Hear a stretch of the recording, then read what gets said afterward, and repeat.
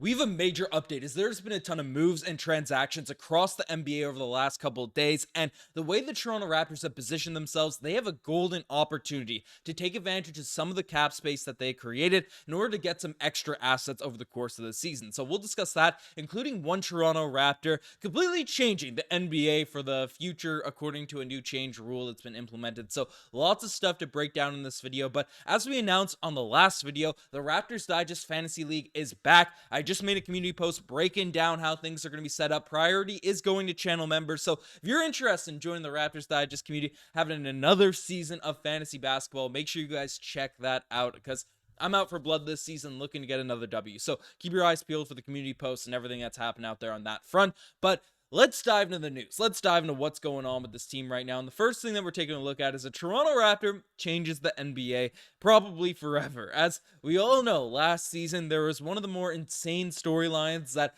probably ever happened in the entire NBA that went on during a Toronto Raptors kind of down season in terms of excitement and news and stuff. But we all remember Jonte Porter betting against himself out there for this Toronto Raptors team and ended up getting a lifetime ban from the NBA, due to the sports betting and things that are going on that front. So, unfortunate stuff for Jonte Porter there and, the decisions that he made. But this has had ripple effects across the NBA, across especially the sports betting landscape, which obviously become more and more prominent as regulations on that stuff has been alleviated in recent years. And Jonte Porter obviously is the guy that sparked this new change, but essentially the league dropped a new mandate that revealed that sportsbooks will not be offering under bets on players on 2-way or 10-day contracts. So again, this is kind of getting memed. Jonte Porter changing the NBA, getting stuff brought up there. But I think we're going to see a lot more of these rules, a lot more of these things have ripple effects in terms of what's going on. And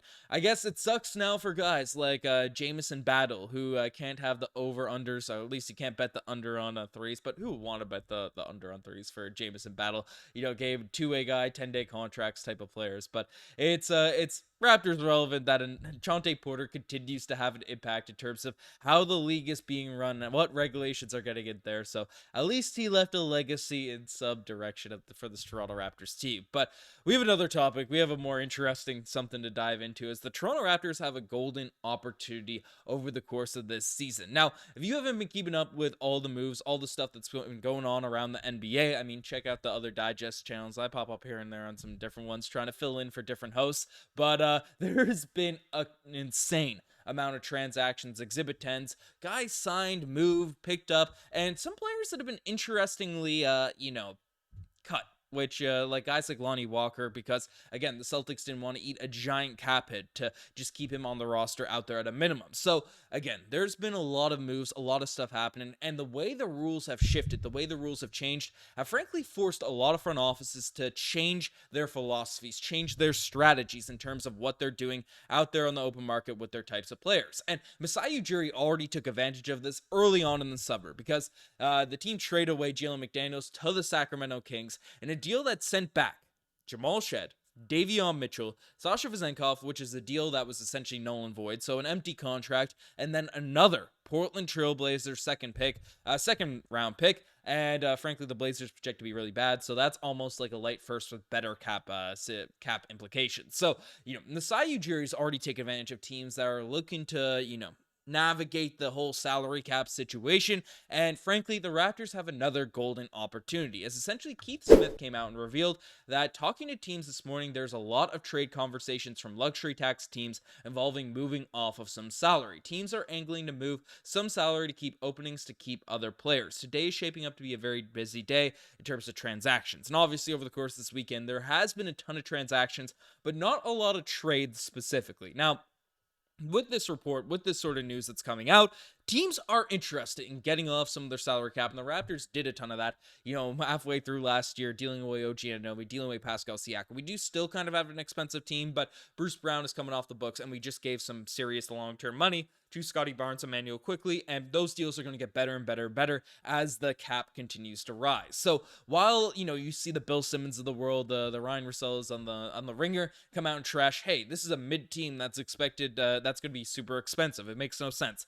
I think it's out of context, yes, that's completely true, but the way Masai Ujiri's been navigating this whole sort of salary cap situation has actually been pretty masterful. And basically, the one real indication and one real thing that people have also overlooked regarding the flexibility that this Raptors team have, one, they are $9 million under the cap. So they have a lot of room to sort of, bring in some guys, make some deals happen, make some trades go down, and eat on some salaries and get assets attached to those deals the same way that they did getting off of Jalen McDaniels, right? The way that's, the Kings had to give up a second round pick to get off of Jalen McDaniels, and they gave us all those assets to essentially get him. Again, that was some cap manipulation from them because they acquired DeMar DeRozan over the course of the offseason and stuff, so it made sense. Not trashing on the Kings side of things, but the Raptors were able to take advantage of that specific move. So basically, now the Raptors are in a position to continue to do the same because they have $9 million in cap room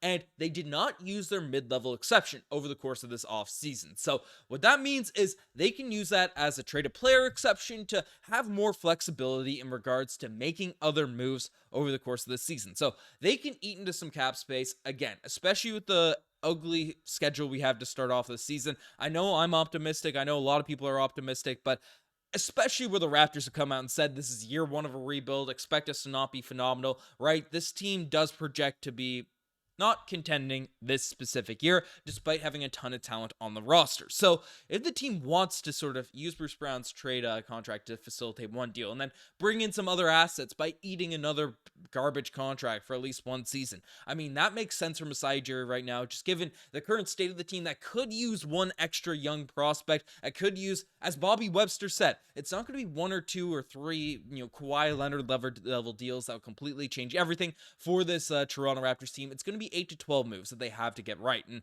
obviously, they've made a few. I thought they did a really good job navigating the Jameson Battle situation over the course of the offseason. The Davion Mitchell deal was very, very solid. Again, they let Trent Jr. go, which was unfortunate because, is a guy that I thought was good and got a reasonable contract, but he wasn't signing with the Toronto Raptors on a minimum. I think that overall, Masai Ujiri, again, hasn't done anything that's completely game-changing, but has done, him and Bobby Webster, some solid moves to put this team in the right direction. But what are the options? What can this team actually do in order to, make one of these deals go down? Because looking at the contracts, looking at the salaries we have, Immanuel Quickley, RJ Barrett, and Scottie Barnes are not going to get dealt. That's just kind of the reality of how things are going to be looking. But Bruce Brown, Jakob Poeltl, heck, even maybe Kelly Olynyk, and definitely Chris Boucher down there are kind of the trade assets, the trade pieces that are definitely could get thrown into different deals. And I don't want to say this yet because I've liked what I saw from Davion Mitchell for the most part in preseason, but if Jamal Shed continues to play the level that he's playing,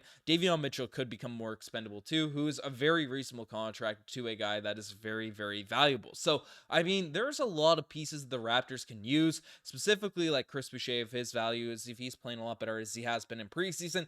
This team has a lot of options to match different salaries and bring back worse contracts, but alongside maybe first round picks, maybe alongside, good seconds, maybe alongside younger prospects that are in the, 22 to 24-year-old range that are similar to the Ochai Agbaji's, where, you look at him and you say, hey, Masai Ujiri, what are you doing investing so much in this dude? But then, he does come with some flaws, and now we're seeing at the start of preseason, those are getting worked out, and they have the opportunity to work those things out over the course of the season. So there's a golden opportunity for the Toronto Raptors to really come in here and facilitate this rebuild, because again, I think Scottie Barnes, Gradey Dick, RJ Barrett, Immanuel Quickley, Jakob Poeltl, that team is too talented to be absolutely brutal, a bottom feeder out there in the NBA, but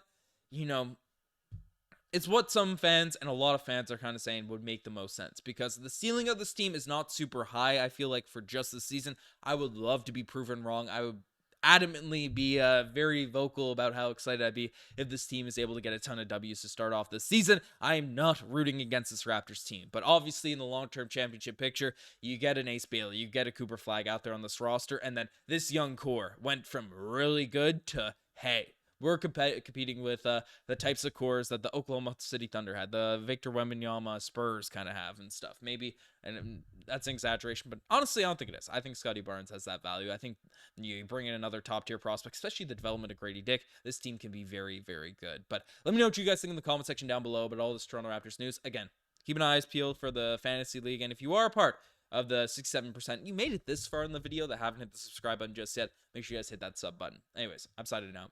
Cheers.